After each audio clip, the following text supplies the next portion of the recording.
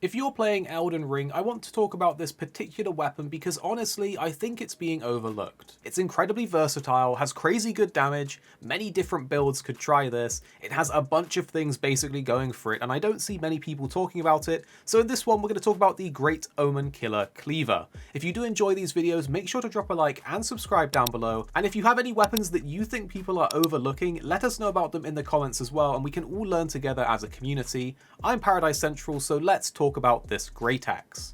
So it's obviously a greataxe, which I personally think has a really nice moveset, especially power stancing them, but it does require 23 strength and 12 dex, which honestly isn't too high in either of those two, and you will probably want to use this more as a strength focused build, so that 12 dex isn't too high to lose some extra stats there as well.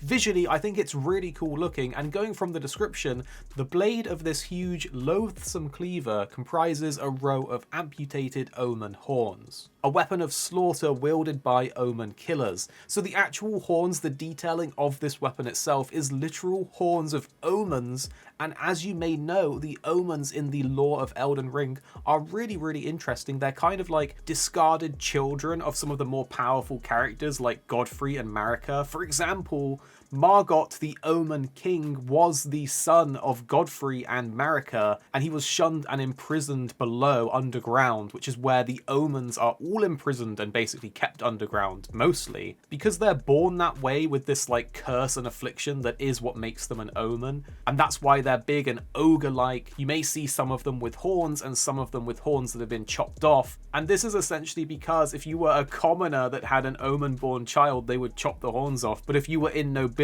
they were allowed to keep their horns and they were hidden away underground and shunned. So lore-wise, there's a lot going on with this weapon. The fact that these chopped off horns are built into the weapon and that is intertwined with the lore of the omens is just a really cool touch. It also says that the hideous horns cause blood loss, adding vibrant colors to the ongoing mayhem, because this weapon does have a passive 55 blood loss on it, which is really quite decent, but also it has an Ash of War slot, which is massive because we can choose our own skill as well as the scaling type for this weapon, and that's where the power and the versatility of the Great Omenkiller Cleaver comes in. So you could spec this weapon to be heavy type with a really focused strength build. You could then buff it up with something like the Blood Flame Incantation, which will give you even more bleed on top of its already existing passive bleed, as well as the fire damage that you get from that incantation.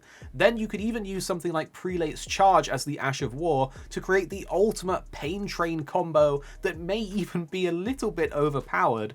Or you could go in a different direction and do something like the same combo as before but without Prelate's Charge, instead speccing into jump attacks with something like the Claw Talisman, power stancing it with an offhand version of the same weapon that you could then use as occult so that that offhand has more bleed, your main hand has the extra bleed of its own passive and of the Blood Flame, and then spam jump attacks for massive damage and super fast bleed procs. This is just two different combos that I've thought of off the top of my head, but you could also go down the cold or the poison scaling route to have both bleed and frostbite, bleed and poison on both your main and offhand, and do some kind of crazy status build. There's a lot of different things that you could do with this if you wanted to, because it's got that innate bleed on it. It has an Ash of War slot, loads of different scaling types, a bunch of different skills in the Ash of War selection to choose from.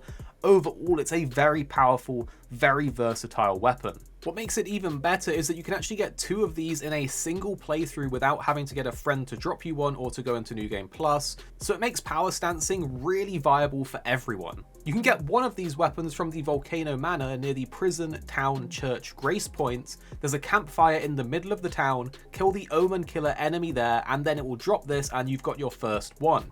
And you can get the second one in the Perfumer's Grotto in the Atlas Plateau, which is dropped by the Omenkiller boss that's in there. And then you have two and you can power stance it and you can try out these different builds for yourself. So I really encourage you guys, if you haven't already got this, to go and grab it, try it out, mix up your build a bit and see what you think of it, and then let me know in the comments down below after you've tried it what you think of it. Try out the jump attacks, the power stance combo. It's so fun and it's a really cool new moveset to use, as I personally don't usually use great axes. So for me, this was extra fun, and if you haven't been using great axes, give it a try and let me know what you think in the comments down below. If you did enjoy this video, make sure to click like and subscribe to show support to it, and we've got videos on the screen now that if you want to binge watch some more Elden Ring stuff, we've got you covered with plenty of videos already on the channel just for you.